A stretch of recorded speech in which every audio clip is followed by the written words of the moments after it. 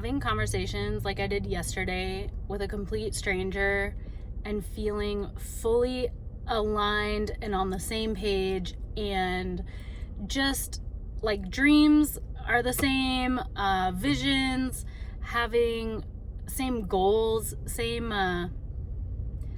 all the same things, is so much different than the conversation that I had today with family when you're receiving hard news and when you're receiving, things that you're not planning for, things that aren't on your to-do list. Nobody plans for health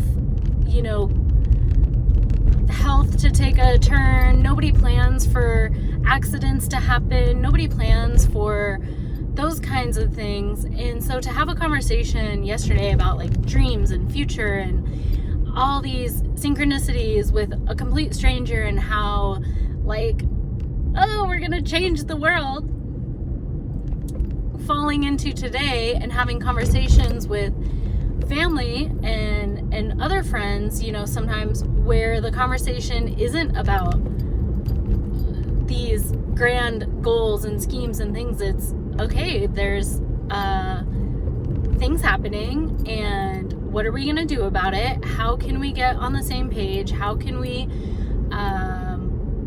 line up all the things that need to be lined up, doctor's appointments and medical bills and who's paying for what and who do you want, to come help you with all of that, if anyone. And I think the conversation today that I had with my family member is less common than the conversation about health and doctors and medical bills and timing and money and support, and not even financial support, like emotional support. And it's just so interesting how strangers can be so comfortable having a conversation about futures and dreams and being called to do something, and then family members can feel so strange and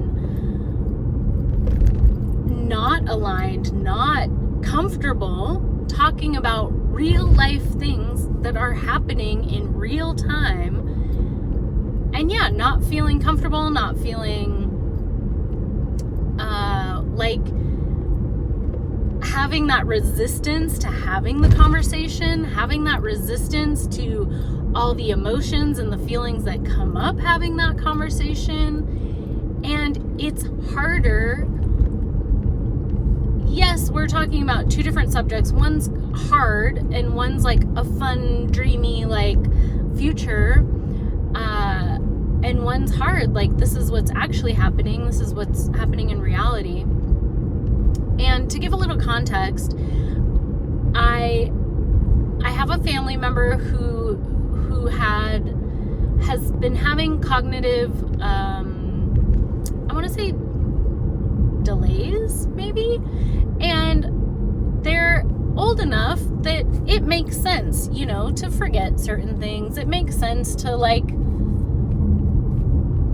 not remember how to say a word. And also it makes sense to get these things checked to make sure that it's not something more advanced like dementia or Alzheimer's.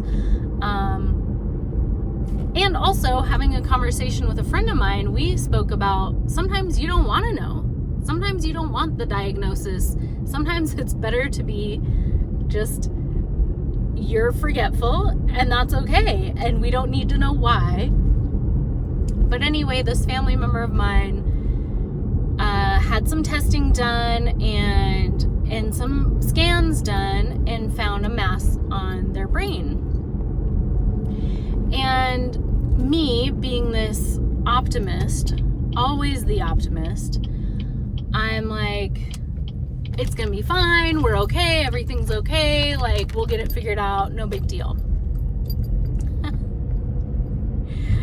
And then of course I have people who are realists around me that aren't always, it's fine, it's okay, like, and it's not that I sweep it under the rug, it's just that I am just this eternal optimist. I'm like, yeah, it's a hard thing just came up, but guess what? Like, there's solutions, and there's things, like 9 things have to happen before we decide, not that we decide, but that, the information that comes to us might be the information we don't want, right? So I'm just like, it's fine, it's great, we're gonna handle it, what come what may. And we're still in the process of finding out what exactly is going on, what exactly this mass is. And today, having this conversation, instead of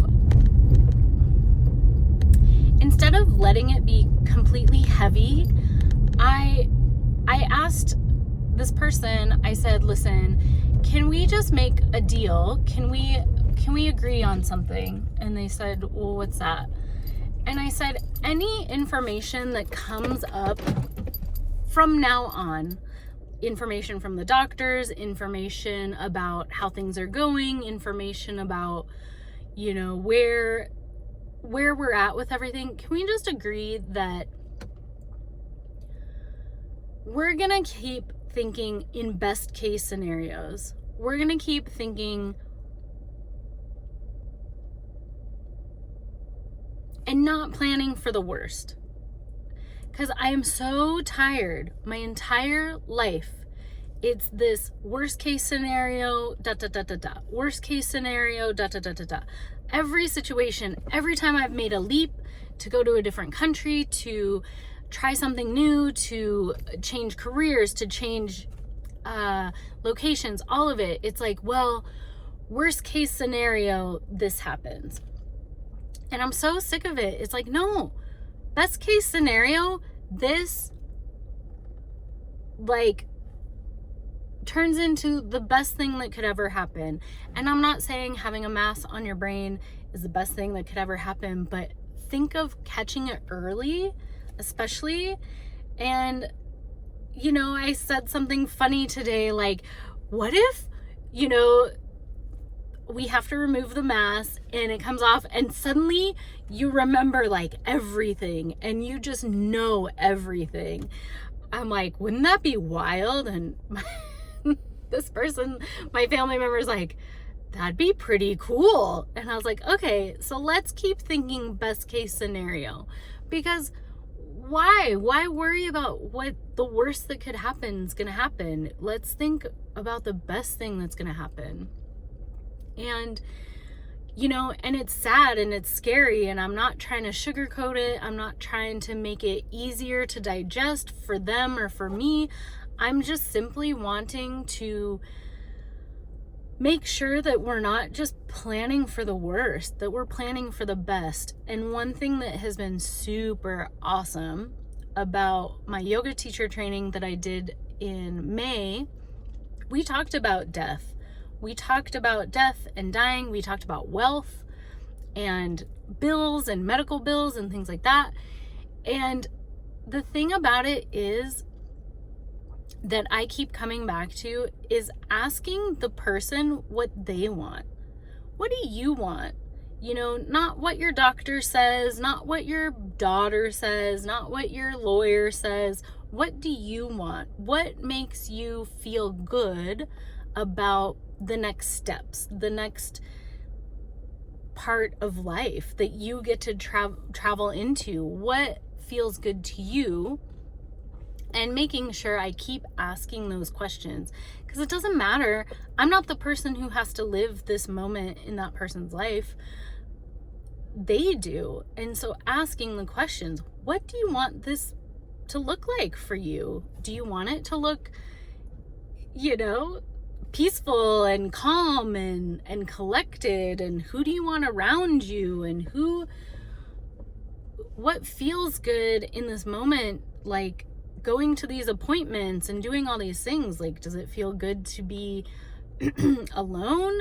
I feel like you should have at least one other person in the room, because it's always nice at doctor's appointments to have two sets of ears, two sets of eyes, hearing, so that people can advocate for you. And just knowing that asking the questions, having these conversations over and over and over again. And it's just so funny how, having a conversation with a stranger was so much easier than having a conversation with a loved one about, health concerns and health strategy and surgery and things like that. And it's like, shouldn't the latter be easier? Shouldn't it be easier to talk to someone you love about their life and their wishes and their health and all of those things? Shouldn't that be easier than having a conversation with a stranger about potential futures that, are great hypothetically, but like, they don't know me very well. I don't know them very well. Like, we can hypothesize all we want about this cool future and building sustainable farming and things like that, but I feel like the conversations we should also be having, the conversations that are hard, should be easier. They should be easier. We should be talking about this daily,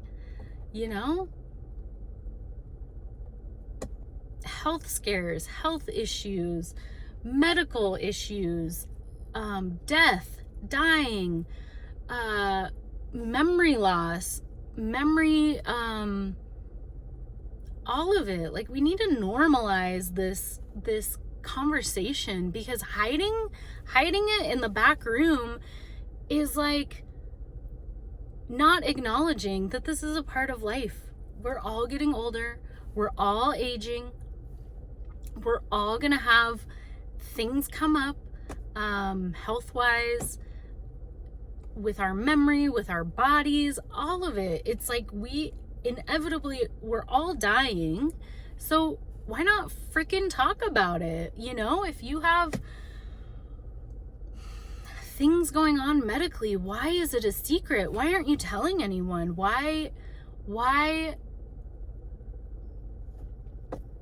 does it have to be shameful? Why do you have to feel guilty about taking up my time to tell me about this health problem you're having?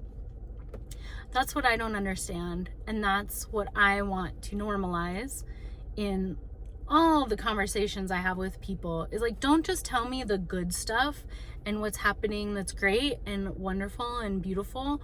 Tell me the hard stuff.